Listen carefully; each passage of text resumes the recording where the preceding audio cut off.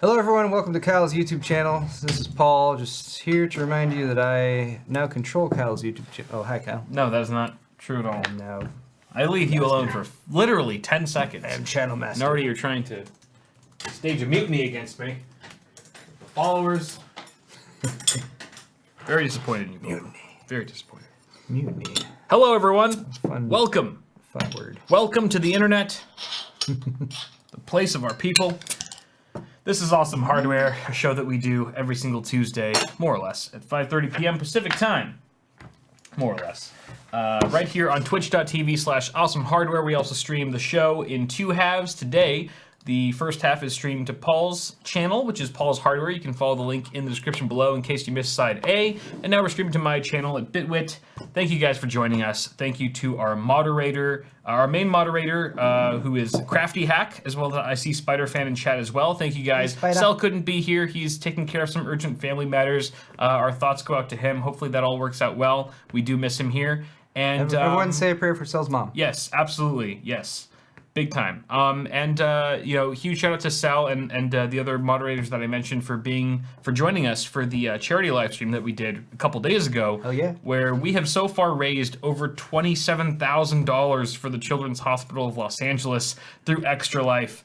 It is an incredible feeling to be a part of something so special and to know that this community has come together to raise that much money for such a noble cause, especially this time during the holidays. So give yourselves a pat on the back if you were part of that stream in any way, whether you donated or not, whatever amount that you did donate or not.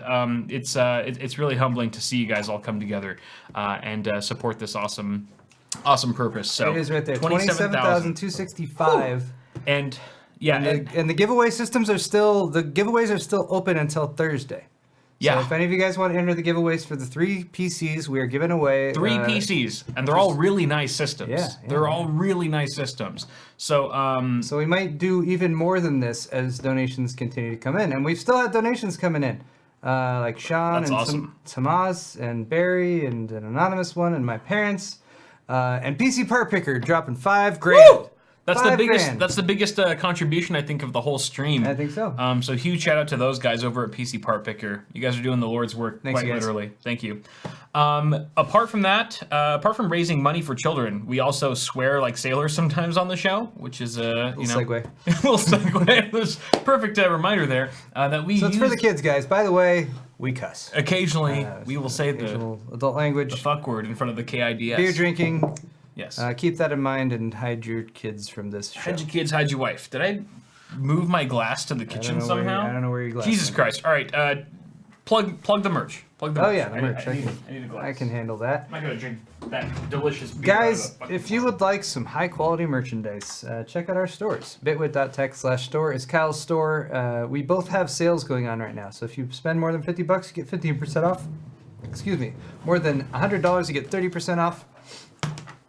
Kyle has a bunch of new designs. The BHOD. The BHOD. B hoodie of death. Hoodie of death. Yes. We actually changed the blue on that to match a little bit more closely to the actual shade of blue. It's more blue. We got like the color code and everything. Indeed. It's delicious. Mouse pads, bottle openers, hoodies, shirts, all really good stuff. Yep. Many things with Kyle's new heatsink logo on it, including these new mouse pads. Yep, new extended mouse pads, regular size mouse pads, as well as the new pint glasses that also come in sets. If you want to get one, or if you want to get a few with a bottle opener, are all available as well. Where are the goddamn pint glasses? They should be up. I think you passed them. They're towards they're probably the at top. the top, and I skipped them. You've got the IRL version right here. Here's too. the pint glasses. Pint glasses right there. Yeah, upon checkout, you can select how many glasses you want, things like that. Beautiful. Yeah. Meanwhile, my store is at paulshardware.net. I also have a bunch of stuff, including some infant onesies, various mugs, shirts, pint glasses. I've got some nice cotton beanies that have embroidered Paul's Hardware thumbscrew logos on them. I actually have a couple of those, and they're real nice. It's Good cold. for the winter. It's winter. Yep. Holidays. Get yourself a beanie. They're good beanies. Wake up on Christmas morning with a with a good beanie. That's my plan. Paul's Hardware beanie. And Oh, you have gift cards too. I saw a gift card there. That's cool. We both have gift cards. Oh, I didn't even know I had. Of course we do. Of course we have gift cards, guys. So, shout out to John for handling our merchandise store so well. John's our merch guy, and we love him, and he's great. Yeah. He does a great job. Yeah, he does. Okay. All right. Yeah, people were talking about Linus's store but I took it off. It was hot. Oh. I was wearing Linus's LTT hoodie earlier. It's a nice hoodie. I wear mine all the time. It's slightly inferior to our hoodies. If I was debating between the two. Ever since I got my hoodie, I've been wearing mine over theirs. I have like a rotation of hoodies I can do now, which is kind of interesting. Yeah. I can't wait for my military green one to come in. That one's super nice. Okay, there we go. I like the two-tone. It's a really cool looking hoodie. Yeah, it's a good hoodie. I almost feel like it's too cool for me. Like I'm not cool enough. Like I haven't earned the right to wear it. Our hoodies are. It looks too cool. So I feel like our hoodies are a little bit more lightweight than this. The new ones we have are pretty lightweight, which is good because they're nice mid-season ones. Right. We also have the more heavyweight ones, which I think are good. Which I think you can tell that these are made and sold by Canadians. Oh yeah. Whereas like the hoodies that we sell are made by Californians. So those are great if you live in like colder areas. Got the hood. And you want something a bit more robust for actual heating. But ours are like more all-weather. They're great if you live in warmer areas of the U.S. or anywhere else. I'm hot. Paul is already sweating after 5 seconds of wearing the LTT hoodie. Okay. But you received some cool airflow in one of our hoodies, of course. That's true. But moving on, let's talk about some tech news. Okay. Because we can continue on from Paul's half, starting with this article from WCCF Tech about the Ryzen 9 3950X. I did allude to the fact that you might be able to pick one of these up very soon, as soon as tomorrow actually, from siliconlottery.com, which is very well known within the enthusiast community for selling and for basically testing CPUs to seeing how far they can overclock based on the silicon lottery, based on the silicon quality of each chip, and then selling them at a fixed rate based on how far they can clock. So we're talking here primarily about the 3950X from AMD, which has been a very elusive chip. It's been impossible to find one of these on the market, but tomorrow, they're all sold out everywhere, but tomorrow they may be launching on siliconlottery.com for a hefty premium, albeit. So they're going to have more? Because right now on Silicon Lottery, they're all According to the article, they will be starting to sell more tomorrow. Starting with, they have 5 different variants that they're selling. The Ryzen, they're all 3950Xs, but the 4 gigahertz model, which is pretty much 100% of the lot, all 3950Xs will be able to hit 4 gigahertz on all cores. That's going to be selling for $850. Now, the MSRP of the 3950X officially is $750, so this is a $100 premium. But I think a lot of people would argue that a $100 premium over such an expensive part might be worth it if you're really just trying to get your hands on one of these and can't find it elsewhere. I personally... That's cheaper than what Newegg's selling them for right now. I would personally go for this. If you really want a 3950X, I would easily spend the $100 extra. Right now, to put things in perspective, I never even got a 3950X from AMD. Not that I expect one or anything. I take that back. Newegg does not have any more of the. God. Or you could just go to Newegg and drop $1,300 on one. $1,300 for it. Holy shit! To be fair, this is via a Newegg third-party marketplace seller, but still, like, jeez. God damn. Wow. So. The units on Silicon Lottery will start at $850 US, and then they'll scale up from there. So if you want a chip that is guaranteed to hit 4.05 gigahertz, for example, you can spend a cool $900 on a 3950X. If you want to hit 4.1 gigahertz guaranteed, then you can spend $1,050 US dollars. Scaling that up, 4.15 gigahertz will set you back a cool $1,500 US. And finally, the 3950X, if you want to fork out $1,300, you can get a 3950X with an F clock of 1900 megahertz and DDR 3800, which is kind of an interesting binning offering. Because they're relying on super fast memory due to Ryzen's Infinity Fabric in order to potentially hit faster speeds than you might even see with some of these all-core options. that Silicon Lottery has provided. Huh. So they're binning this one for memory. Exactly. They're binning it for memory. Controller. They're binning it for memory. And you can see that it is definitely on the high end of their range at $1,300. They said as of 2 days ago, 12% of 3950Xs were able to hit 1900 megahertz F clock. Right. So roughly 1 out of 10 CPUs will be able to achieve that spec, which is pretty impressive. So this is all to say that if you're just in the market for a 3950X and you don't really care how binned it is, they start at $850 on this website as soon as tomorrow, according to the article from WCCF Tech that we're referencing here. I'm curious how many they have. I'm sure it's extremely limited. I'm sure you have to be there at the buzzer right when they go on sale, which there's no like time if it's going to happen at midnight tonight or whenever, or midday tomorrow. Not sure. But this is something to be aware of if you are desperate for one of these 16-core Ryzen Zen 2 processors. They've been really, really, really impossible to find. Like I said, I don't even have one. The voltages of all these chips... Technically, you have one right now. Well, technically, I do have yours.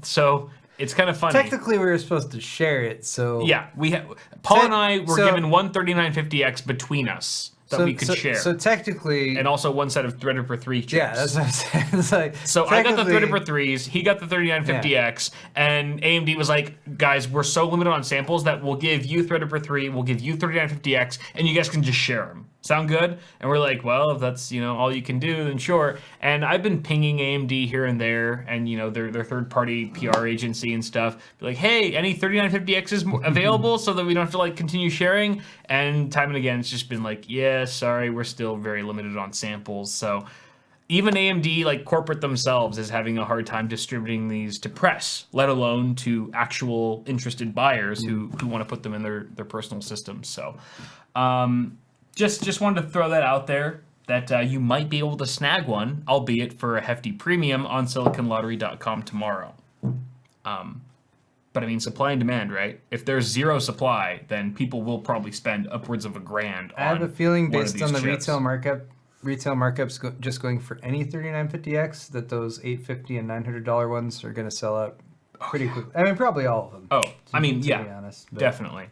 But those ones... sooner, unless they have a lot more than I expect that they have, but interesting though. Yeah, and that 1900 megahertz Infinity Fabric one, that's interesting. It's interesting. I would be curious to see what specific applications benefit a lot from that and would make it worth investing in, because and how it performs obviously that's a lot. 1300 is a lot. I mean, that's a big markup over the even just the standard OC ones. So. Right, and also how it stacks up against some of the higher silicon quality variants. Oh, cool.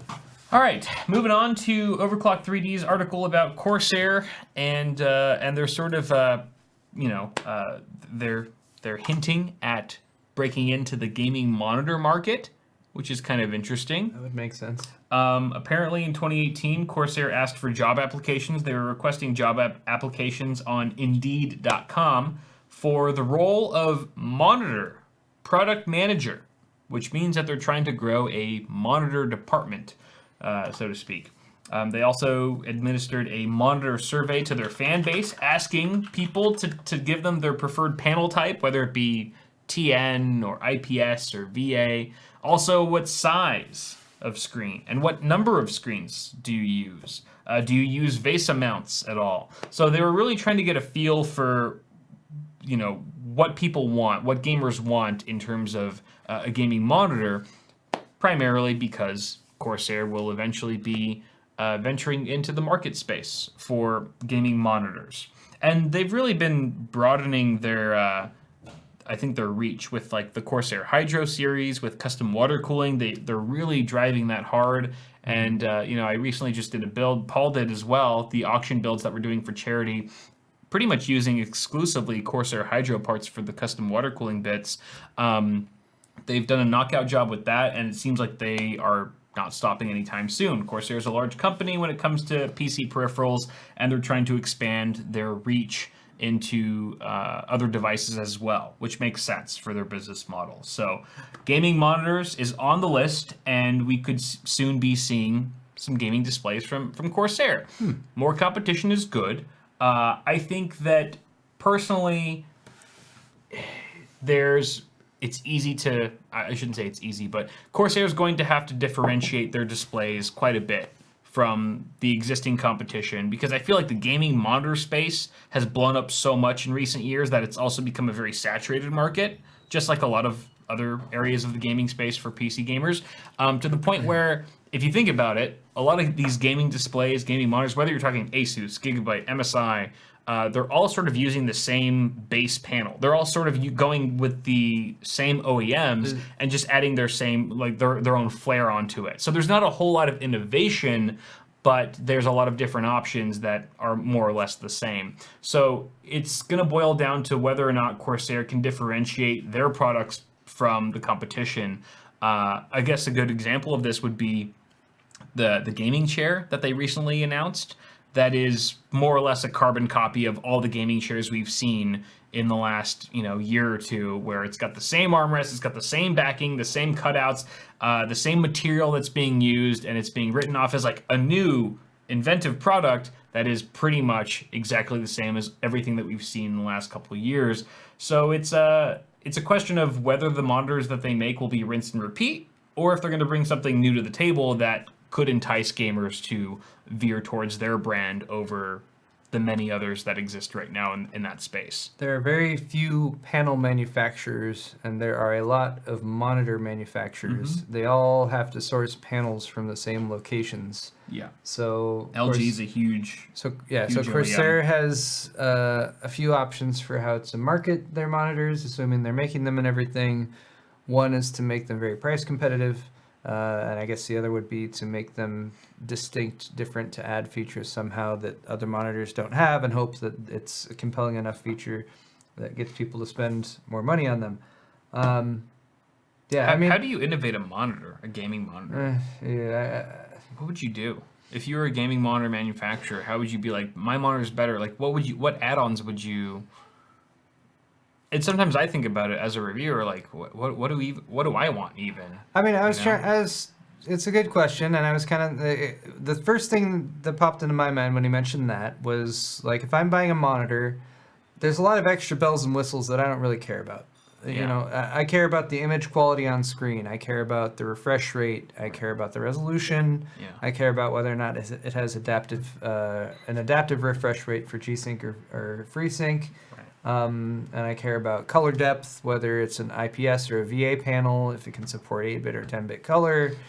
There's a lot of things that go in there. There's a lot of features that are more important for content creation as opposed to gaming. There's some monitors that are kind of hybrids of those. There's some that really focus on one and some that really focus on the other. Yeah. So they have a range of options they can go with when it comes to how they develop the monitor line and how they market it. Yeah. Based on what they did with Hydro X, I think they made some really good decisions with where they OEM'd a lot of the components for Hydro X. Right. So I'm hoping they're kind of going at the monitor thing the same way. Again, assuming this is all true. Yeah. Because, I don't think there's anything bad about having another option for a monitor out there, especially if it's from a relatively reputable manufacturer like Corsair, where you would probably have a reasonable expectation that, like, if you get a bad sample or something like that you could get a replacement for it and stuff. Yeah. But like I said, the thing that popped into my head when you were talking about a selling point for a monitor to differentiate it was, we did some ads for AOC last month for their 240 hertz monitor, which we've now used several times, and it's a very solid monitor at a very reasonable price.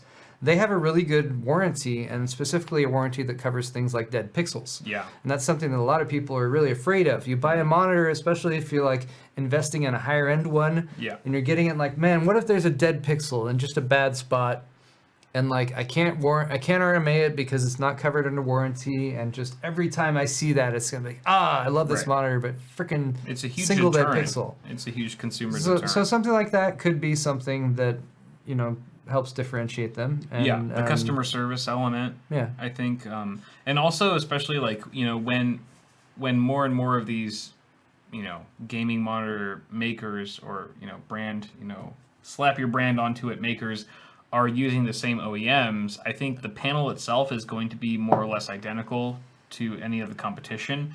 So I think, like what Paul was saying, how they handle customer service and how they handle, I think the hardware itself, everything that's around the monitor. Does it have like these seem like little things, but they're also things that differentiate one panel from another because at their core, they're all kind of the same when they're using the same OEM. So it's something like maybe like these are just spitball examples, but like a headphone holder or something like that on the side. Or even like something that I've thought about is like, why aren't, and maybe this already exists and I don't know, but why aren't monitor makers designing their panels in such a way that where they have a locking mechanism where if you buy two of them, that you can lock them together. You can sort of just lock them together so they're perfect. So there's no more fidgeting around with like exactly making them in sync. Yeah. I just had that thought just now. I'm like, why doesn't that exist? You know what I mean? Just a way to sort of sync them together. It just seems like a no-brainer that would be easy to implement, cheap to produce. And also sort of encourage, the end user to buy multiple monitors or to have confidence in a multi-monitor setup. I think the answer to that would probably be the ultra wides that have become more popular, like the 21:9 or just the, I don't even know the aspect ratio, but the 16 by 9 or 21 by. The one that's just double, like two monitors. Is that still 21:9? I think it's no, because 32:9. 32:9. Yeah, there it is. Right. Yeah, and I've now seen 1440. Actually, I think AOC has one coming out, a 1440 double wide monitor, which looks like huge, but also like, well, if you've already got two monitors side by side on your desk, that seems like a pretty nice solution for it. And then you don't have to worry about a bezel in between them or anything like that. Sure. But there's still, I feel like based on your usage, you might want one really wide screen, but you also might want two individual panels as well. There's a benefit to both, pros and cons to both. Sometimes I like having two panels side by side because it makes windows easier to snap to, things like that. So it kind of just depends. I will say something that has occurred to me multiple times with monitors recently, and this is a lot of the time because I'm using multiple monitors that are side by side. Yeah. If you need to access the controls on a monitor, the buttons, if they're around the side of the monitor, it's hard to and you put monitors side by side, like if you had you guys can't see this, but like if I had to reach between here to get to the controls back there, that would suck. Yep. So the monitor control feature that I've liked the most is actually LG's. Yeah. On their ultra wide, 950F, whatever the hell the freaking model number is, but they have a single control button, central. It's in the bottom of the monitor, underneath the middle of the monitor that you can reach under. Yeah. And it's a button that you can push, but it's also a joystick four ways. That's great. So basically a single control point where you can access the menu, you can navigate between, you just push it in to control. Right. That I really like. So I don't know if anyone from Corsair is watching right now, but do something like that with your controls. Definitely. That's something I've appreciated because it's just intuitive, and if you're ever going to do multiple monitors, it's really nice to have that option. Yeah. Yes, the LG nipple. The LG nipple. LG nipple control. Exactly. Get that nip.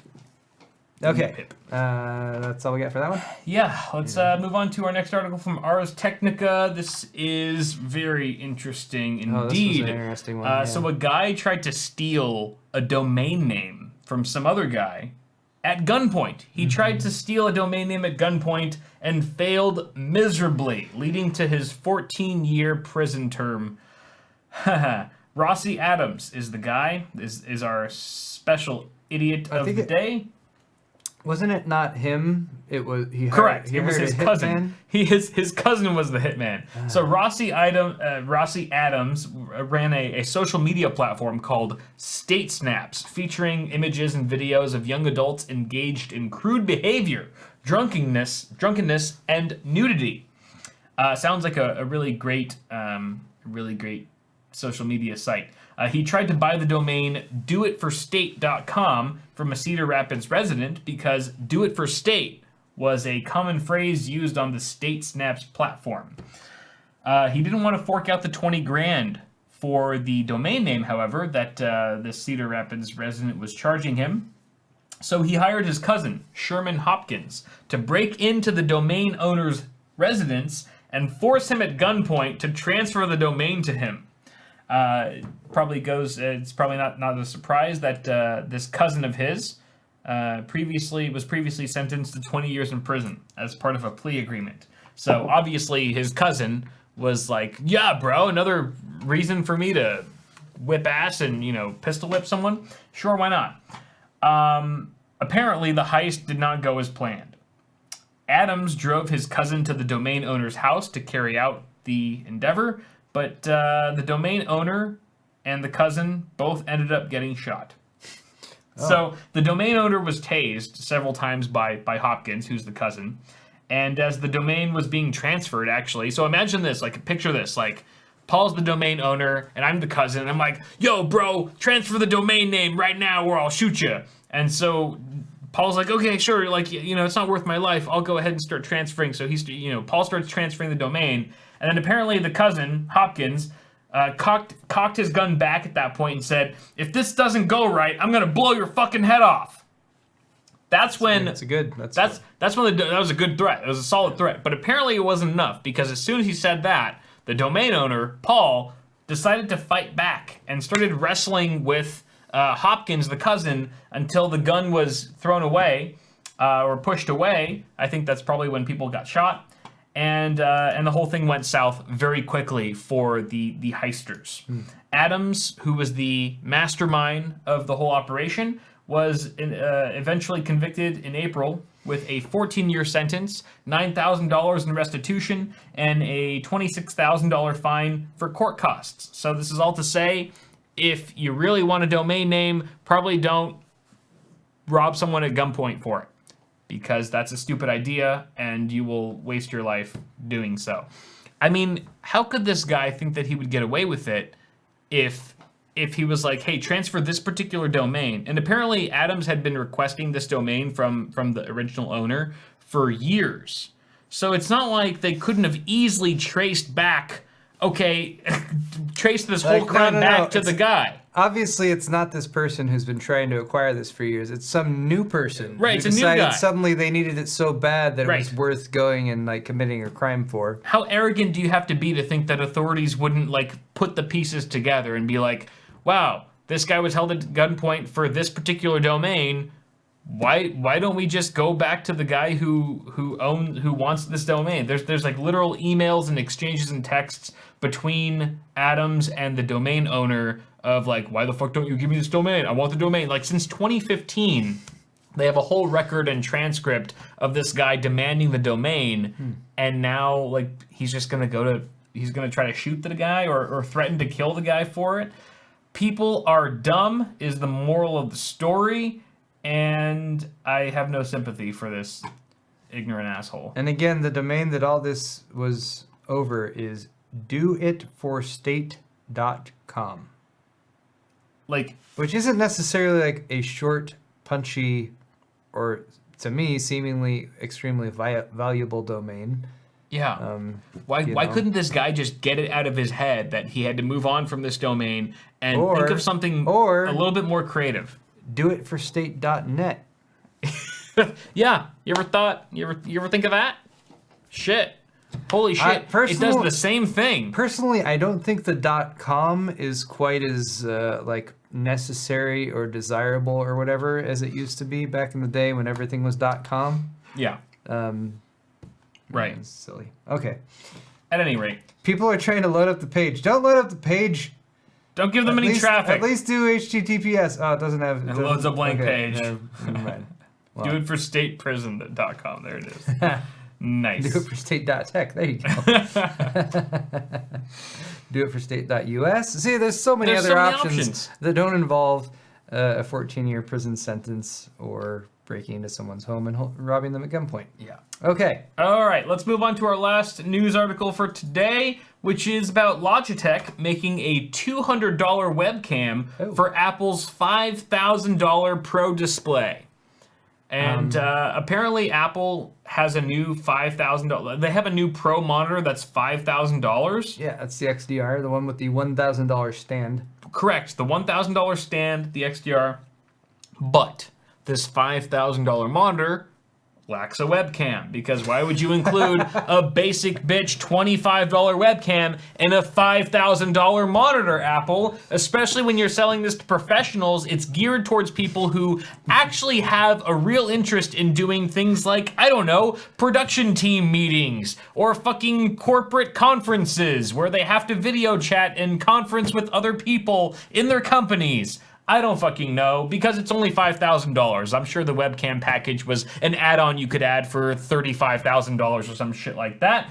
I don't know why I'm going on this crazy rant right now. I'm glad we did the I sound like Linus. profanity warning at the beginning of this episode. Absolutely. Didn't know you were going to get so incensed by this. I'm fired up, Paul. Right. I'm fired up. I appreciate it. I think this sort of rides on the coattails of the article that you were saying in your half about the Mac Pro and how that was, and how they were driving the price up with that so significantly and so ridiculously. But thank God for Logitech. They've come to save the day. With a 4K Pro magnetic webcam that's built in. That's built. I'm sorry, not built in, but built with the monitor itself. It sticks to the display without clips or mounts. It integrates seamlessly into this $5,000 display. Wait. Even in portrait mode. Are you telling me that my $5,000 XDR display does not have an aluminum housing? Is that what you're trying to tell me with this? Because that's the message I'm getting here. It may not. It may be made with the cheapest materials known to Earth. Spend $5,000 on an XDR display and have it be have it actually be magnetic. I want aluminum. I want something sleek. It won't dent as easily. It has to be aluminum or stainless steel or anyway. Sorry. So what's the resolution? It's 4K. The resolution's 4K at 30 FPS. It has auto light adjustment with HDR and all that shit. But this is the point I'm trying to make, people, is that companies around the world, big companies like Logitech, are making their business model, are deriving their business model off of Apple's short-sighted shortcomings. There's an actual product that another company had to make, a big company had to make, because Apple didn't include a very basic feature in an extremely expensive product of theirs.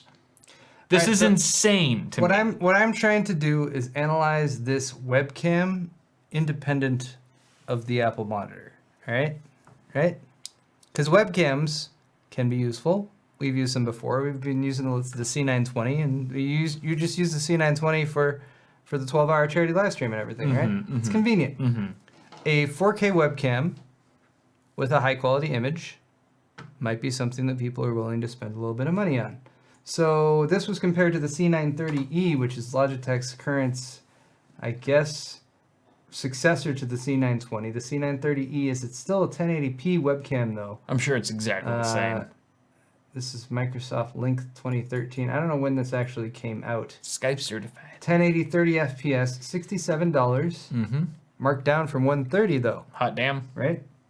So my question is, how many competing 4K webcams are there, and is the image quality similar? And is this worth $200? Is this worth, aside from all the Apple stuff designed for the Apple display and all that kind of stuff, is this worth $200? It is to an Apple user.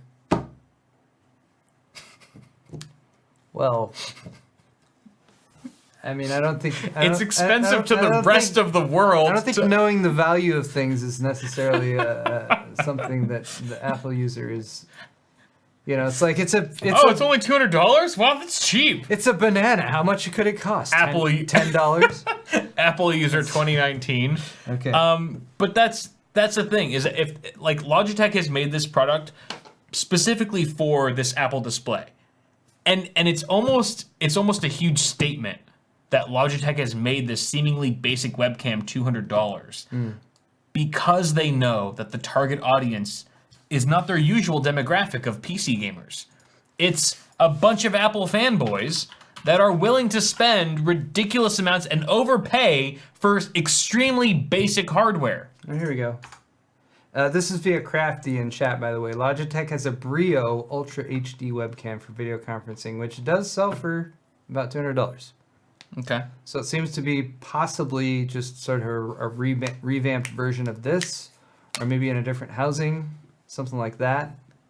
And I mean, if you think about the Logitech, This is 4K. And if you think about, but you know, it's got this like clamp on it, You know, that you gotta like mount Look at on this it. ghetto client. What Apple user would use some ghetto? That's client exactly like that? it, though. The fact that like one of the main features of this $200 Logitech webcam is that it attaches seamlessly by magnet. Look, it's got USB-C. Is such an Apple thing. Obviously, it's like who gives a shit if it's got like Apple's, an arm? Apple's not going to want it if it has a universal standard like USB-C plugging into the back. I'm surprised it's not fully wireless and doesn't require Okay. shit's gold or something.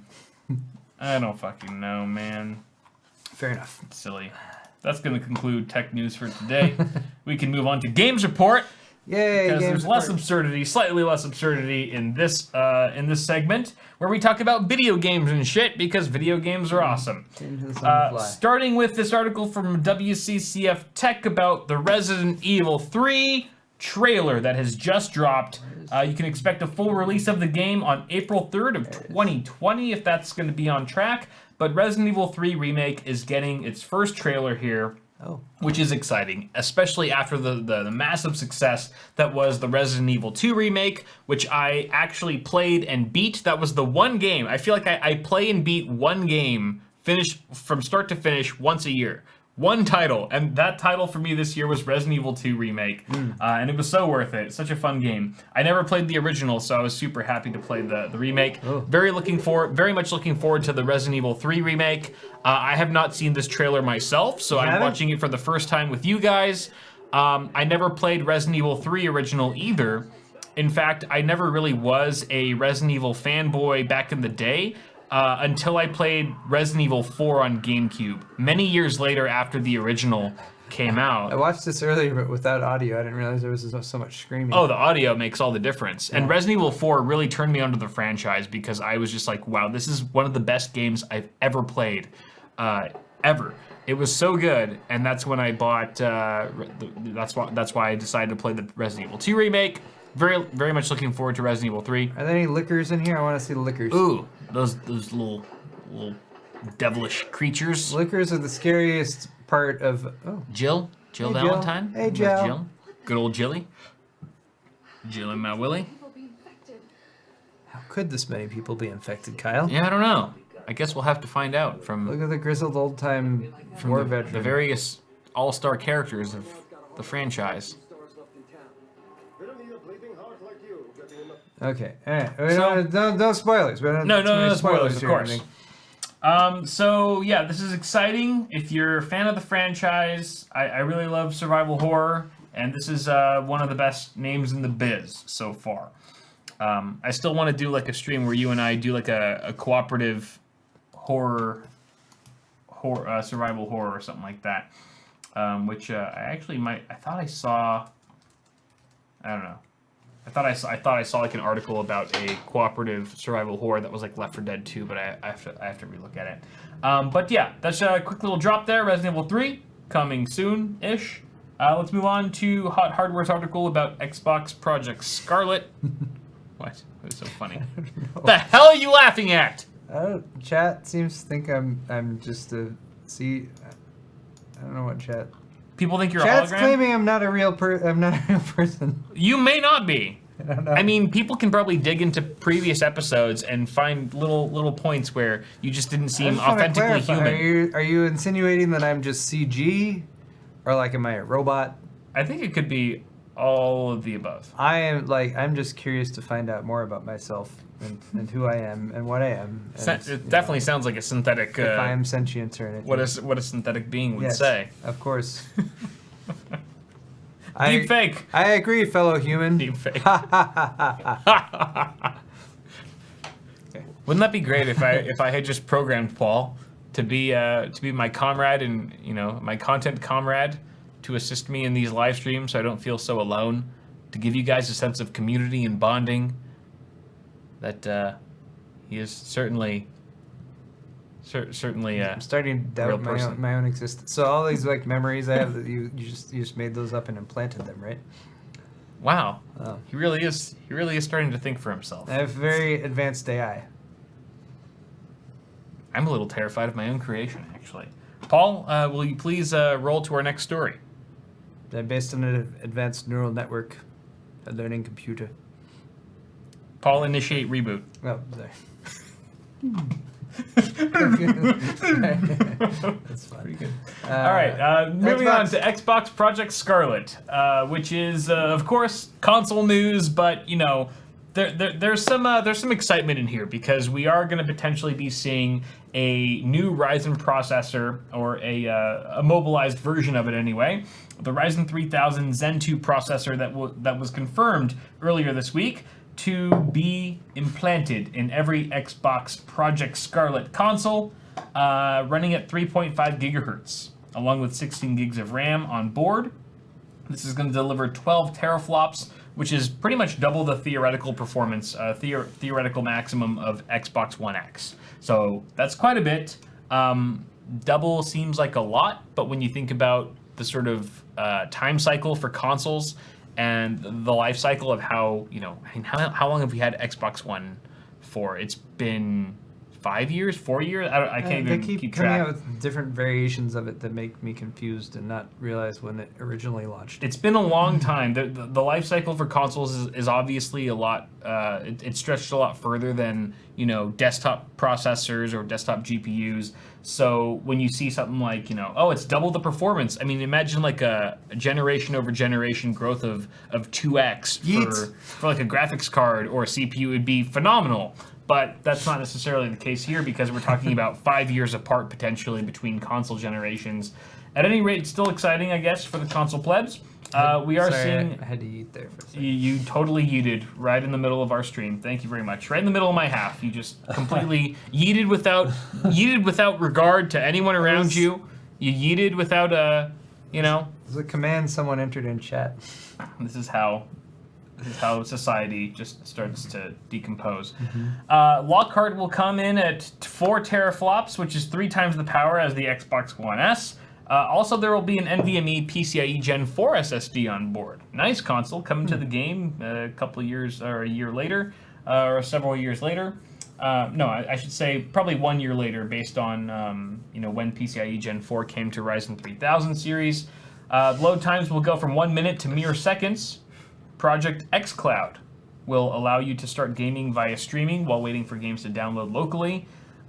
This is kind of cool. Like, it sounds cool at first, like, oh, while I'm waiting for a game to download, I can play the game that I'm downloading through Project xCloud because I could just stream it. But then wouldn't that significantly slow down your download? Yeah. And take you even longer to get into the actual game? Depending on how much bandwidth you had. Because I feel like you would probably have a less than ideal gaming experience streaming the game than you would having it saved locally. But just a little nitpick there. And the Xbox Project Scarlet is set to launch holiday 2020. So by next year, probably roughly in exactly 12 months, we'll be seeing the next generation, the new wave of gaming console from Microsoft, which is seemingly becoming more and more inspired by PC.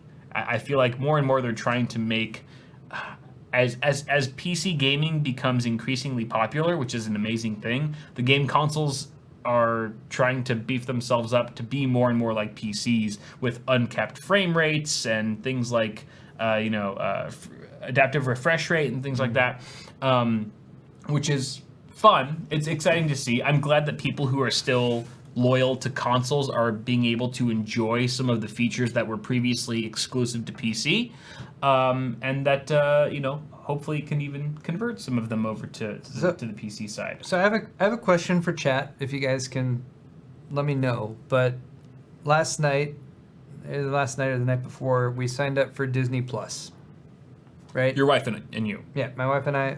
$7 a month. It's like, it seems so reasonably priced. Yeah. And I was like, I kind of want to watch Willow, and other things on there. So we started watching The Mandalorian. We didn't get too far in it because daughter and other things distracted us. But my question was, Disney Plus, right? You can view it in a browser.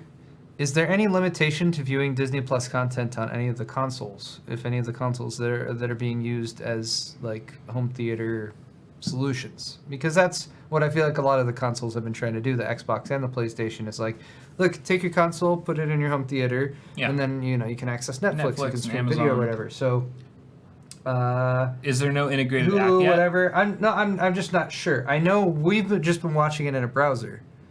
I'm just saying, is there any limitation to watching Disney Plus on any of the consoles that are out there? Get Hulu, Disney Plus is included. Stupid phone keyboard. PS4 has an app. Disney Plus is on Xbox. Okay, Xbox has Disney Plus, blah, blah. PS4 is a no.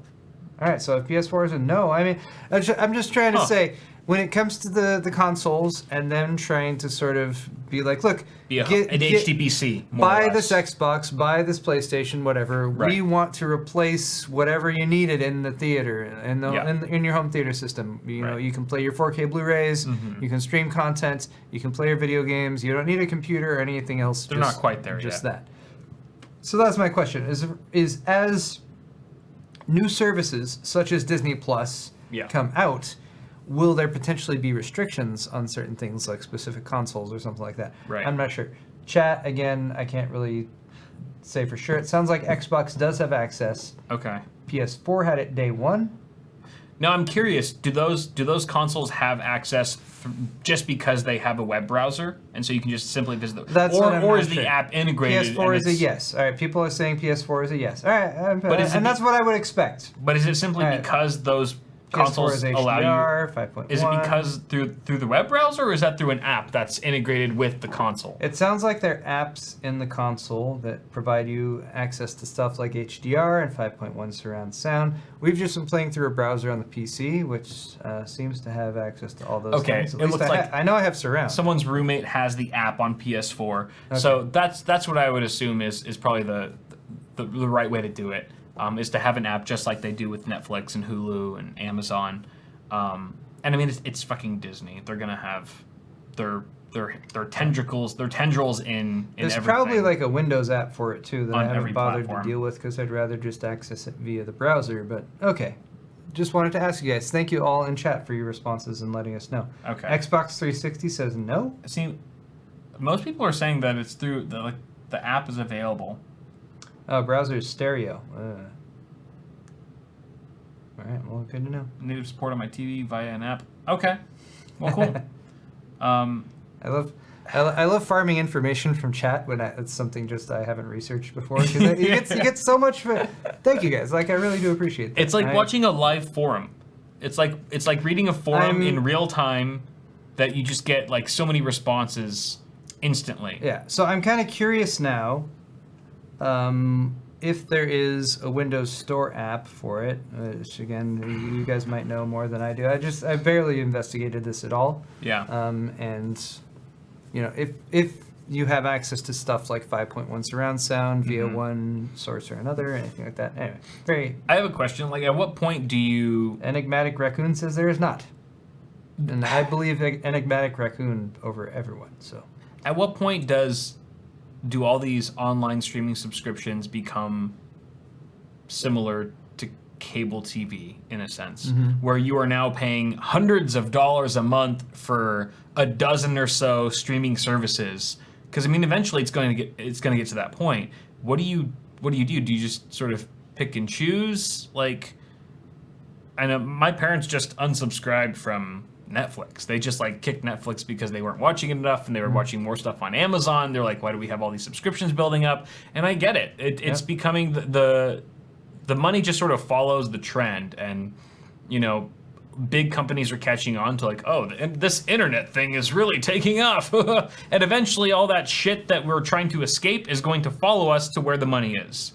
Well, it kind of sucks in a way. Chat has pointed out piracy. And I think, honestly, like, we don't promote or support piracy here. I think, you know, if you want to watch content, respect that content was produced by someone, some people, some production house or something like that, and paying for content helps produce more content.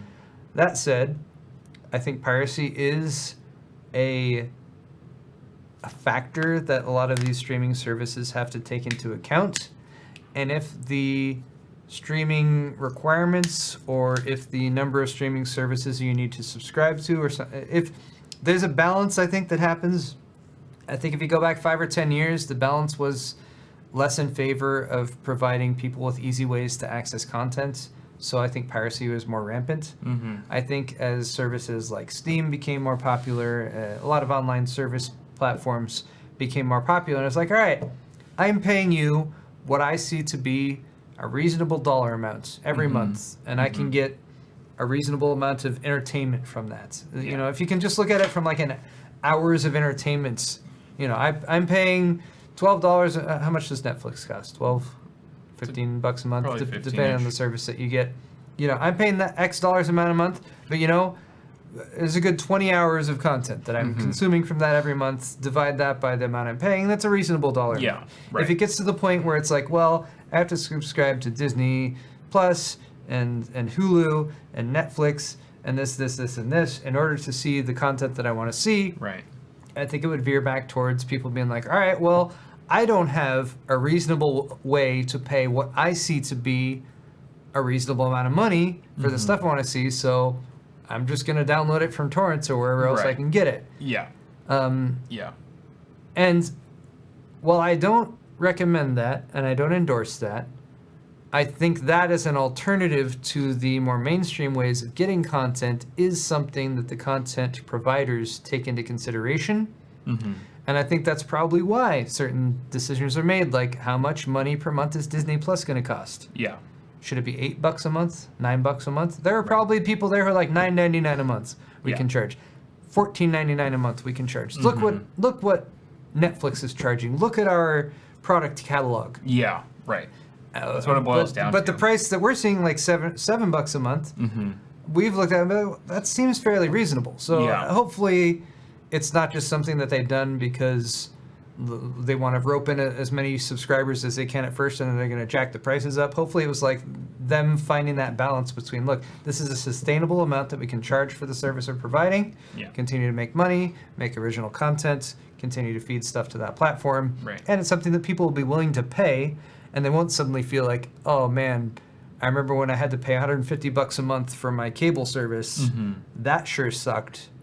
Now that I've knocked it down to just internet for $50 a month, plus whatever services I'm paying on top of that, like people want to feel like they're getting some kind of reasonable deal. Right. I guess. Yeah. Is where I'm coming from. I think it'd be an interesting sort of benchmark to do two different, to sort of like pit two different lifestyles against each other. Like all the streaming services that, you know, all the hottest streaming services that you could possibly purchase versus just like a standard cable package that would, you know, pretty much have a similar amount of content, and determine which one is more cost effective, which one has the wider variety of shows. I mean, is it more valuable now to go with a basic cable package that's maybe $100 or something a month versus having like 6 or 7 different streaming services going on? You know, Hulu, Amazon, Netflix, Disney Plus, you know, Sling or whatever it is, and sort of like do a A/B comparison there. I think the benefit of having streaming services is that you can watch anything, anytime. And I think that's one thing that a lot of people overlook. It's like, well, cable has everything there too. But yeah, you gotta like be on top of like DVRing things. Like my parents still talk about like, oh, we DVR'd something, we like managed it, but we only DVR'd like the last 3/4 of it because we missed the first half. I'm like, you could have just fucking streamed that and watched the whole thing from start to finish. Commercials. You know, shit like that. There are certain conveniences there as well. That you know, it's sort of a difference of mediums as well that needs to be analyzed and considered. But I think at the end of the day, it's really interesting to just see the progression of online streaming and how it's changing as more and more companies are starting to jump ship from cable TV over to this new medium, and how it's sort of changing the whole landscape. But I really do want to watch Mandalorian. That's the one thing that I want to actually pay for Disney Plus. We watched sounds great. Half of the first episode, and I was really into it. And it just smitten by Baby Yoda. No, we didn't even get to that far. We didn't get to Baby Yoda. Wait till you get to Baby Yoda. And I just see all the memes. I'm like, I want to be a part of this. It feels like, for me, it feels like Star Wars, but it has a little bit more of a Western feel with a little bit, like, I don't know. And it's just, it seems so ripe with potential for what's going to happen and everything. So, I'm hoping to watch a little bit more of that. But so for me, if I want to boil this down to some piece of advice or something I've drawn from all this and all the different streaming services and everything, it's that we should not abandon owning content ourselves, and we should not abandon maintaining our own library of content. I have a 200 gig library of MP3s. Yeah. Music. Yeah. And, you know, I've tried the Spotify and the Google Music, Google Play, and I use those services. I think they're good. They're great for introducing new music and everything.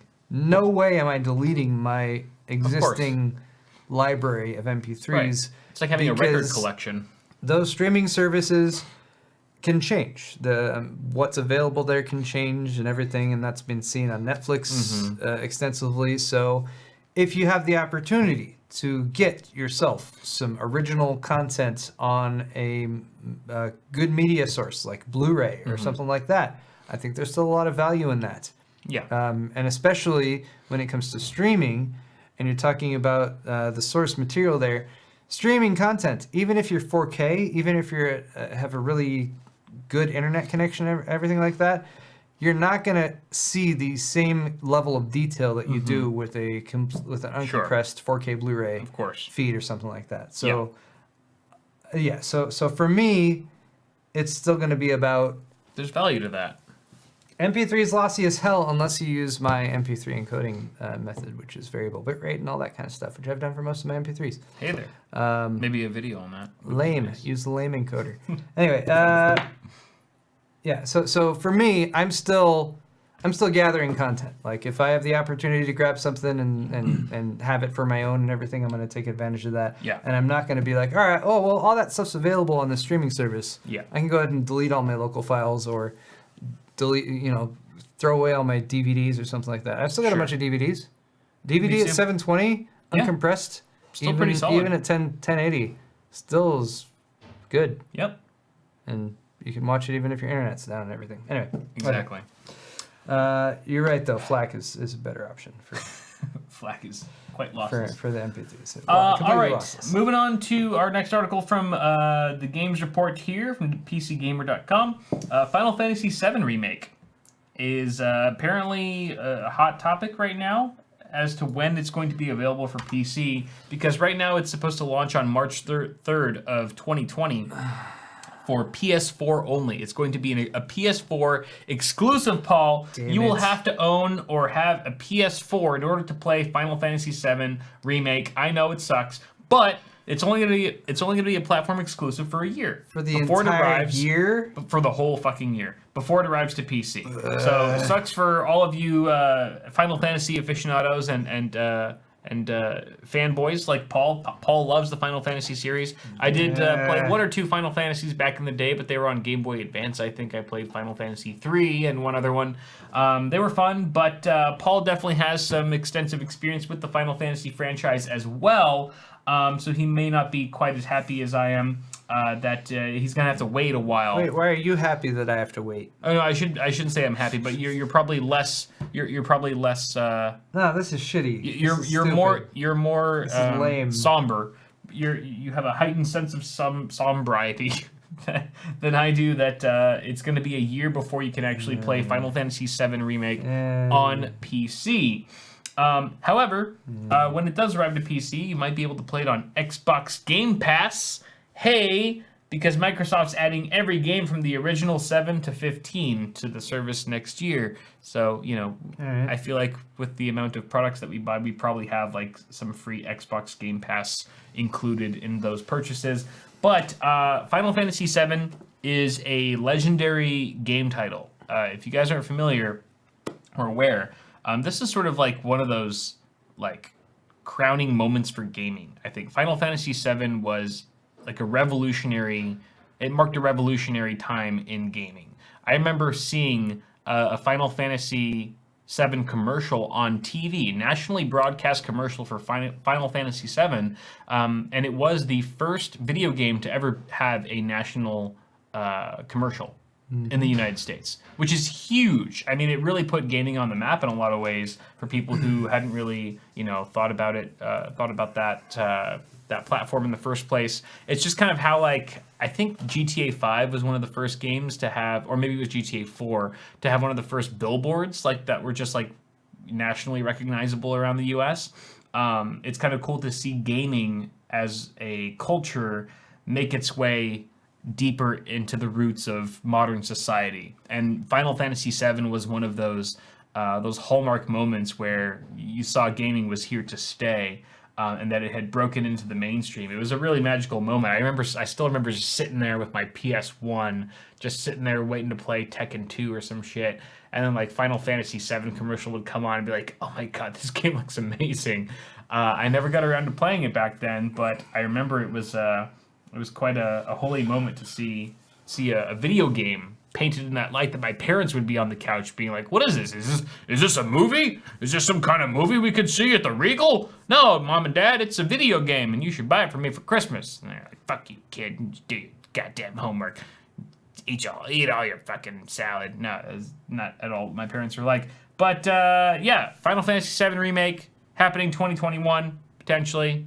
On PC, at least. You can probably play it sooner if you want to slum it up with PS4. That's stupid. That's lame. I hate it. Yep. I already have my plan in place for what I'm going to do, because obviously the Chocobo training insanely time-consuming, of course, training. Right? You don't want to go with all that nonsense in order to get your golden Chocobo. So here's what you got to do. It's worse than Pokemon training. You've got to beat Ruby Weapon, and in order to beat Ruby Weapon, well, you need Knights of the Round. In order to get Knights of the Round, what do you need? A golden Chocobo. So here's how you get around it. Damn it. You're going to use double cast, and you're going to use that with Hades as well as Ultima, and you want to combine Ultima with quad cast.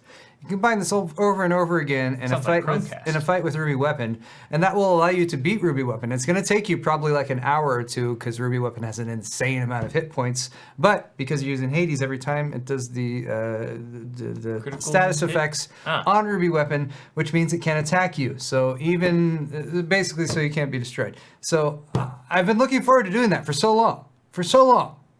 And I gotta wait another freaking year. Or I gotta get a PlayStation 4. That's ridiculous. I had no idea that you spoke Chocobo, Paul, because I did not understand a single word that you said there. But I'm very impressed. I'm very impressed at your multilingual You can go through all the freaking ridiculous Chocobo training to get a golden Chocobo in order to get Knights of the Round, or you can just beat Ruby Weapon. I've just explained a perfectly viable way to beat Ruby Weapon, which a lot of people watching are probably not currently aware of, so now they're pissed off too that they also have to wait an extra year in order to get Final Fantasy VII. Like I said, this story affects you much more than it does me, and for that, I feel sorry for you. Oh, but just know that it is coming. It is coming. Eventually, you'll be vanquished from this awful curse. Okay. Thank you. But don't feel too good just yet, Paul, because you're about to feel a lot worse with our next story, which is about Louie Vuitton. Louie Vuitton, the brand that we all know and love. No, we actually hardly know it and very much hate it. But Louie Vuitton is now selling League of Legends merchandise for more than you can afford. With t-shirts, black, stupid t-shirts featuring a stupid League of Legends character on it, going for over $800. This is not a joke. It's not April 1st. You have not been punked.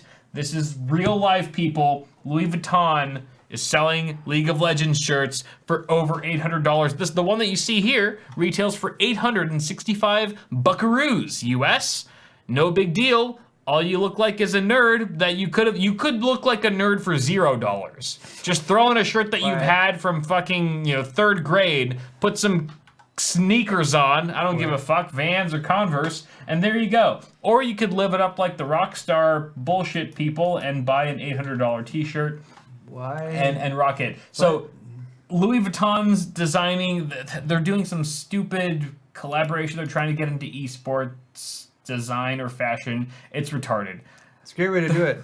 Esports enthusiasts, very well known for their massive spending power and not thinking twice about right thousands of dollars on clothes and stuff like that. Fashion, very important. There's a whole League of Legends line of clothing. There's 47 items in total, some of which don't even seem to correlate to the game. For example, there's a leather biker jacket that you can buy. I have to pee. Go pee. There's a leather biker jacket. We're gonna go ahead and look at the leather biker jacket together. Where is it? Stories. Okay. There's a leather biker jacket. This doesn't have anything. It doesn't look like it has anything to do with League of Legends, and it looks like it's for the women's. So respect there. But like, this is just a jacket.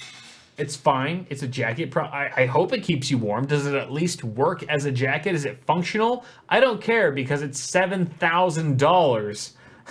And this is part of the League of Legends. It's LV, Louis Vuitton, and League of Legends. I don't even know why they branded it as a League of Legends item. It has nothing to do with the game. It just, I mean, apart from them both starting with the letter L, why the fuck is this even a League of Legends item? It has nothing to do with it. It doesn't like have any characters on it. There's no emblem or logo.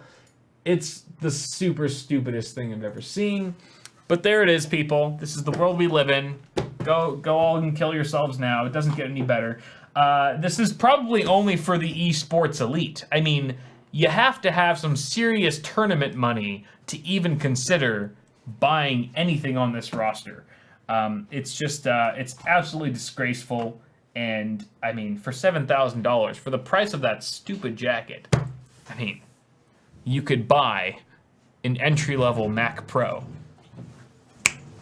with, you know, less than 1.5 terabytes of RAM. Now it's my turn to go to the bathroom. I realized that you also need mime in order to do that technique that I was talking about with Ruby Weapon. It's okay. That's just an important part of it. Good, perfect rant. Perfect side rant. Oh. The thought occurred to me there. All right, what was Kyle talking about? A $7,250 leather biker jacket being sold by Louis Vuitton to League of Legends players.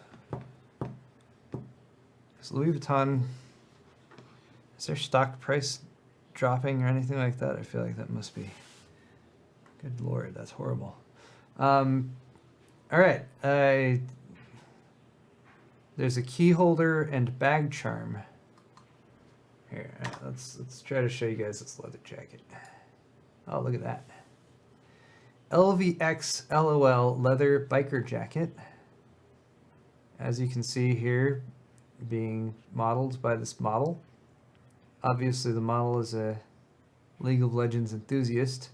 It has the Louis Vuitton LV step and repeat logo, so that obviously increases the price by a few $1,000s. Let's go ahead and add to cart. Okay. Has been adding to the shopping bag. Let's do some more shopping on Louis Vuitton. I don't shop enough on Louis Vuitton. This is the LVX LOL collection. Let's go ahead and shop there. See what else we can add here. I believe Kyle already has his payment information entered into this. Oh, look at this. LVX LOL Boîte Chapeau Souple, which I think is mostly nonsense words. I don't even think those are actual words. Those are words that are thrown out there and be like, oh, I need a Boîte Chapeau Souple. What? Did you mention the Boîte Chapeau Souple? No, I forgot about the Boîte Chapeau Souple. The Boîte Chapeau Souple is available for only $3,400. Boîte Chapeau Souple. We're gonna add that to the cart as well. $3,400. No, stop adding things to cart. Kyle, you said you wanted to go on a Louis Vuitton shopping spree, so let's go ahead and see how much we can spend. Oh my god! Obviously, we raised $27,000 for charity, so let's blow it all now. I don't want to put any ideas in people's mind, but let's see if we can spend $27,000 here. We got some cash in the bank. Look at those shoes. Go down. Embroidered t-shirt dress. Now this is obviously worth more because not only is it a t-shirt, it's also a dress. You can tell because it's longer than a t-shirt, and as you can tell by the model wearing it here, it's very flattering. Someone's gonna buy this. Very flattering. Someone's gonna buy this. Just like someone's gonna buy the $53,000 Mac Pro. And it only costs... This probably comes included with the high-end Mac Pro. Okay. Well, it's a bundle deal. We definitely want this too. Let's idiots welcome. Let's see what we're up to in our cart. It's so idiot far, special. Oh, 3 items. An embroidered t-shirt dress. A t-shirt. the leather biker jacket, of course, that Kyle was recommending, and the boîte chapeau souple. And the souplet. Which is 13 grand. Only $13,000. Only 13 grand. Only 13 of your mortgages. Kyle, you have your credit card. Yep, at the ready. Let's get the shopping bag. I'm thirsty and ready to spendo. Ready to spendo, my friendo. Jesus Christ. How did we come to this? When did it come to this? There's like most people like us and you watching this who are like, that's ridiculous. And then there's a very few people who are just like, oh yeah, that's normal. I'm gonna buy that. No, I don't want to meet those people ever. And like I just like, I'm sure those people work hard for their money and everything, but no, they probably don't. They probably inherited it or something. I don't know. Jeez. Okay. I feel like the people who worked hard for it, though, like, okay. The people who worked hard for their money are not spending it on this garbage. Exactly. It's like you said, it's only the people who inherited the money, who didn't have to work for it, who are like, yeah, this is worth it. Yeah. It's the people who came from nothing, who see the value in money and things, who are like, this is a piece of shit waste of time. A waste of everything. This is... No one who came from nothing would spend money on this. This is the greatest part of this is right here. Shipped between February and end of March. What? They're literally giving a 4-month lead time on this. Why? No one's buying it. Because they haven't manufactured any of this shit yet. Because no one's buying it. Order it. They manufacture it. Made to order. Yeah, but based on how many orders they get, because that's the way they can make the most possible money out of the people willing to spend $3,400 on a canteen bag. Fucking idiots. Okay, sorry. Souple? What? Souple? What? Doesn't even come with soup. No. How stupid is that? It should at least be filled with delicious soup. That would be the tastiest of gourmet soups. Or nothing. Or GTFO. All right, can we move on to the end of this segment or the end of the show? Yes, we can. Let's talk about your donations. Thank you very much, Frank G, for the $5 donation. Any downsides to using a nano silver in a custom loop as a biocide? NASA may replace iodine water with nano silver water for long-term space missions. I was doing some research on this topic actually very recently because I just posted a video on the custom loop in my wife's build, which has suffered from extreme galvanic corrosion.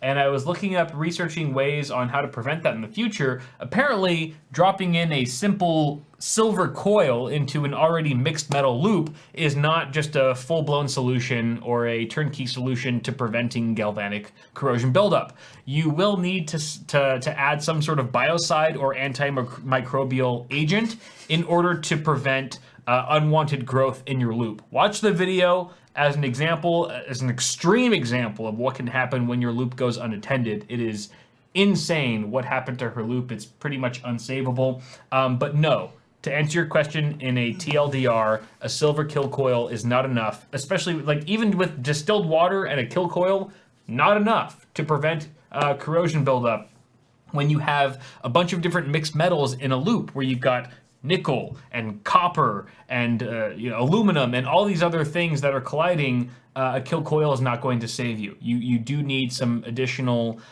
agent in there, or you can perhaps look into some premix. If you get some premix that is verified to have these antimicrobial agents mixed into them already, that could potentially help you as well. You also have additives you can get from like Mayhems and stuff like that. Yeah. Biocide, basically, you add a few drops to the mix and stuff like that. Personally, since I have pretty much given up going with any coloring in my fluid, especially the opaque stuff, I've been mostly using clear distilled water with biocide and additive, or a mix of that with some of the premix stuff that's been sent over. Right, exactly. And I've been having pretty good results with that. Yeah. But yeah. It's a common myth that if you just use distilled water or drop a coil in there that you're going to be fine. It's not the case. You need something a little bit extra. Michael Seacrest, $5. I only drank 2 bottles of Lafine du Monde. I woke up naked in Utah with a mohawk. I hope you don't suffer the same fate as you did, Michael, because I would not look good in a mohawk, and I sure as hell don't want to be in Utah. Fortunately, we've only, I guess, had one each technically since we split two two ways. That's a big only in quotes because these are what 11% or something. 9. It's 9%. 9. Okay, it's 9%. But still, no slouch. MB67, $13.37. Thank you, Mike, Mr. Lenticular. I just want to say congrats to both of you for your successful charity stream on Saturday. Cheers. Thanks for being a huge part of that by offering one of the PCs that we're giving away during that stream. Yes. Because of that stream. Wouldn't be possible without you, Mike. Thank you for your constant contribution and support to the channel, as well as the causes that it funds, like Children's Hospital of Los Angeles. Cat in the Box, $10. How long can you safely use the run? Hold on, let me tell. There's a little bit of noise in the background. I will be right back.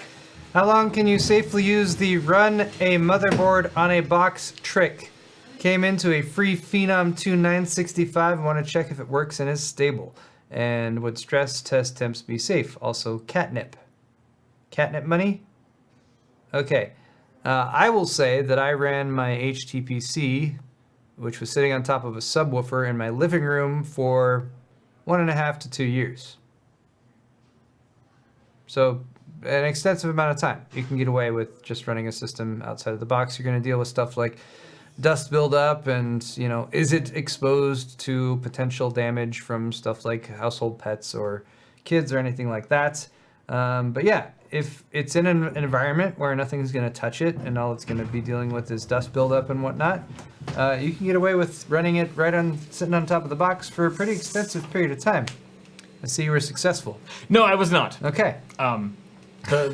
She's blending up some shit in a blender, and she's relocated to a different room that is not necessarily that much quieter than the previous space she was in, but it's apparently an urgent matter that needs to be blended immediately, and she's my wife, and she will kill me if I rebuttal any further. Is that a Vitamix? It is. Well, at least you're going with a quality blender there. Indeed. Bearded Bullets, $5. Thank you so much for your donation. You did not put any words, so thank you. King Gibbs, also $5. What do you guys think about investing in CRPTO at its current space? What does that mean? Investing in crypto. Oh, crypto. Crypto. He's talking about cryptocurrency. Right. I've never recommended investing in cryptocurrency, and I maintain that stance. Yeah, it doesn't seem super worth it to me. I'm not saying no one's ever profited from cryptocurrency. I'm not saying no one's ever had a good time with cryptocurrency. I just don't want to be the one to be like, oh, crypto, yeah, go for it. Yeah. Or anything, because it's volatile. It goes up and down. It's hard to predict. I can't predict it. If you can, then you're probably going to be in better shape than I am. But personally, I see... Like, I don't know. I did tell you about that one guy at the fan meetup, right? No, I don't think so. Oh, no? So there was a fan at the meetup who was like, hey, if you guys are doing the charity thing, I've got like a Threadripper processor to give you guys and like a X399 motherboard that you could just like, sell for charity. And I was like, that's like a good chunk of hardware there. Like you should just sell it, and keep the profit yourself. And he's like, oh, I don't really need the money or whatever. And I was just like, what do you do for a living? He's like, oh, like I was working for like some cryptocurrency startup or whatever, and I got quite a bit of coin under my belt and stuff. So like I made out pretty well. And I was just like, how many bitcoins did you have at your peak? And he was like, oh, like like around like 650. Did he sell them when they hit 20K? He said he didn't sell all of them, mainly because he believed in the platform and that the potential for it to scale even beyond that, even if it's like years down the line. But I think he definitely took care of himself at that point, to the point where he didn't really have to worry about finances at all. Cool. So and like I've met a couple other people here and there that have just like retired in their mid-20s or early 30s from crypto. So, these stories are real. They do happen, but, there's also real stories of people hitting the California lottery, and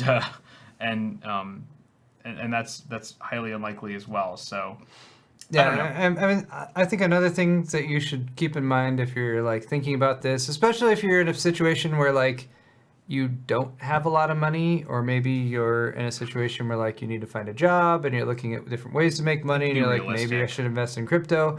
I very much would not recommend that. You can hear lots of success stories, but there's absolutely something called survivor bias, where you will hear more about the success stories than the people who were not successful. Right. Absolutely. So, you always hear about the good ones, the good stories, and not about the 99% of people who failed. That said, there's probably going to be a few people out there who are like, I went and did crypto and I made all this money, and screw you. And more power to you. That's fine. But it's not going to be me telling you to do that. I mean, that's kind of the same as like us being like, don't become a YouTuber, you'll never make it. And then here we are, just like exactly. Well, making YouTube our living. It's not exactly the same because I'm not actually doing anything with crypto. So there you go. Yeah. Okay. I feel like you do have to be successful at it to recommend it. I think for me also, just from like a step back and look at it from a like what is crypto? What does it do? What problems is it solving? What benefit is it creating for all of mankind? Like, I think there are some benefits to crypto and how it works and decentralization and all that stuff. I also think that if suddenly our economy moves to like whoever has the most compute power suddenly has the most money, I don't think that's a good way that the world should work or anything like that. So anyway, that's all I got to say about that. That makes sense. Moving on, Kyle. NB67. Hey, Mike. A wassailing leet donation. Hey. Here we go. It's all about that wassailing. Thanks, Mike. Wassailing right now? Wassailing. Every day I'm wassailing. Timothy Hughes, $4.99. Have you ever thought about doing a disabled veteran build? I didn't do a disabled veteran build, but I recently did a veteran build for the Wounded Warrior Project with Joey, who is a part of the U.S. Army. He even gave me this awesome, like, super cool coin. Apparently, that's a tradition in the military, is to give coins really to people who they feel like are on their team. And it was the only video, I think, that we've ever done on the channel that almost brought me to tears on camera. Like, when he gave me the coin, I was like, because it was such an intense conversation that we had, and the amount of sacrifice that he made for the country, and just being able to give back in such a small way with a gaming PC that he appreciated so much. May I just say that some of the fundamental values that are, embossed upon this coin: courage, commitment, integrity, country, service, duty, honor. Fuck yeah. It would be great if everyone could really adhere to those values. Yes. What Kyle was saying, adhere to those values. Because that's the words I was looking for there. Yeah, that's a really cool thing, though. Absolutely. This is from the Wounded Warrior Project. I thought it was kind of cool. There were several, I feel like, initiatives over the past few months that have kind of come around in the tech space with regards specifically to veterans and everything. Yeah. I did a disabled veteran build as well. That's right. And was that through WWP or was it? Was it through Wounded Warrior Project or was it? No, I think Asus kind of spearheaded that one, right? Yeah, so they came through with that, and I think I might have missed that one. How did you come in contact with your veteran? It was kind of random, but let me pull the video up. It wasn't just a guy on Craigslist, was it? No, it was not. It's not just a guy on Craigslist. Hold on, give me 10 seconds here. Fiery, I see you. I hear you. Fiery is a fan. Fiery. I think. What? What's he saying? So he's a fan that I met. I don't know. Was it PAX or something? Maybe either at PAX or one of those events. He gave me a coin. He just said in chat, "I gave you a coin, Kyle." Oh, there we go. And I still have the coin, buddy. So it's right. It's right here. It's right there. You keep all the fan mail, all the fan gifts that are close to my heart right here on the wall. So keep coining, buddy. He was about to critique you. I know significantly there, but then you had it for you. So here's the build that I did. It's PAX East, I'm gonna get to the end. So this was done for Shellback Tech. Travis is his name. So he builds systems that he then donates to disabled veterans. Yeah. So I just decided to build a Nice. system and send it to him. Nice. Yeah, so it was cool. It was more of a quick one-off project that I put together. And then I heard about the Asus ones too, though. That was pretty cool. Yeah. And yes, we do glance at chat occasionally. And good job, Fiery. But yeah, I don't know. Like, I love those feel good projects, you know, where like I don't know. It just feels so much more purposeful than just like getting a bunch of views and trying to get the most amount of ad revenue on a video. It's like when we can actually affect. I'm sounding super cheesy right now, of course, but you know, when we can actually like improve someone's life through through the PC community by giving someone like I don't know, a portal into the world, you know, to do whatever they want to do, to have the freedom to create or to express themselves with a PC, with whatever it is that they're doing, or just find some, you know, peace and enjoyment through gaming or something like that. It's really cool to be able to give back to the community that has helped put us in the position that we're in, you know? So Indeed. It's very sweet.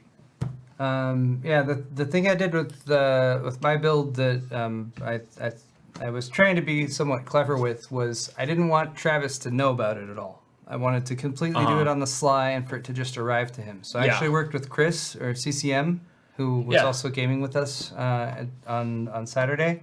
He's okay. And he knows Travis, so he kind of gave me Travis's info.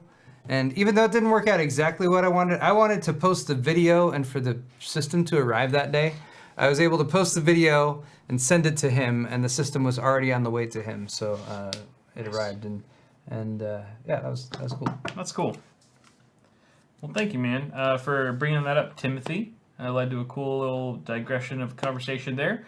That guy eating cake. $5. For a while there, Kyle sounded like he was the amazing atheist for a second with how much swearing and how loud he got.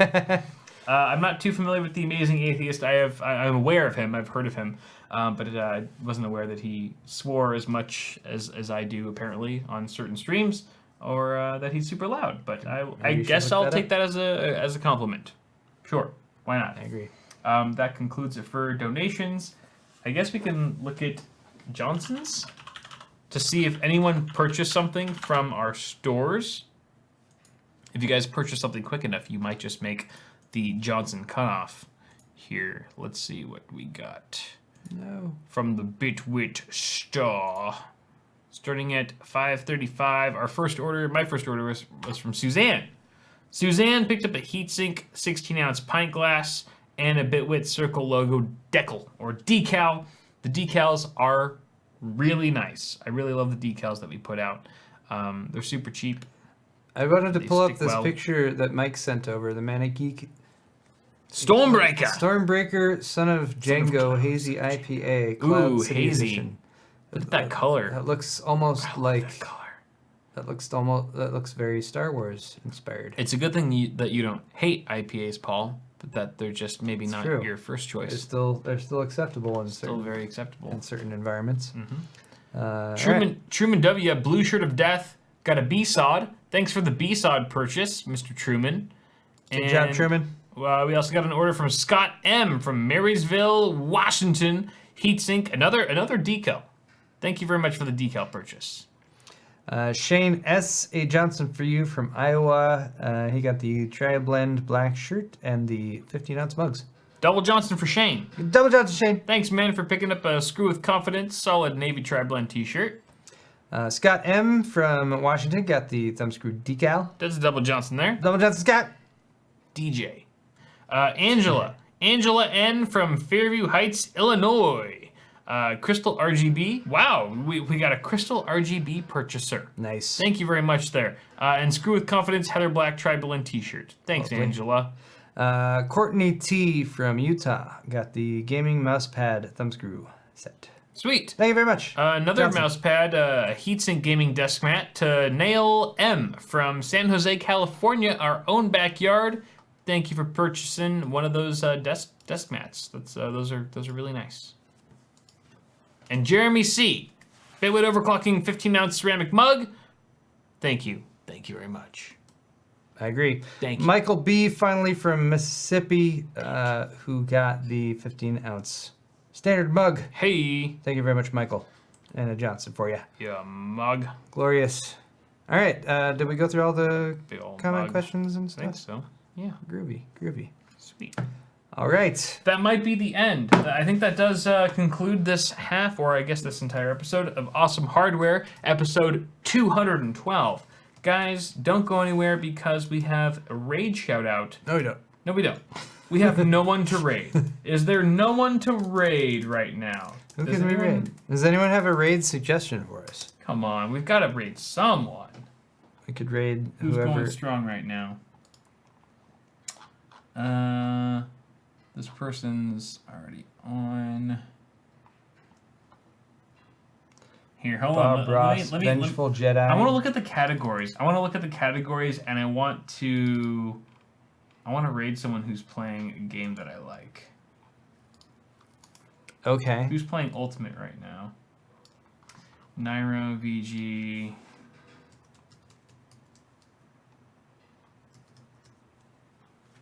Vengeful Jedi is live. Vengeful Jedi? Who's that? This guy. We've raided him before. Have we raided him before? Let's think raid so. someone new. Let's raid someone new. What about this guy? This guy looks pretty good. Caitlin V3, is she live? She raided us on the live stream the other day. If she's live, let's raid her. Raid the shit out of her. We'll raid her back. She is live.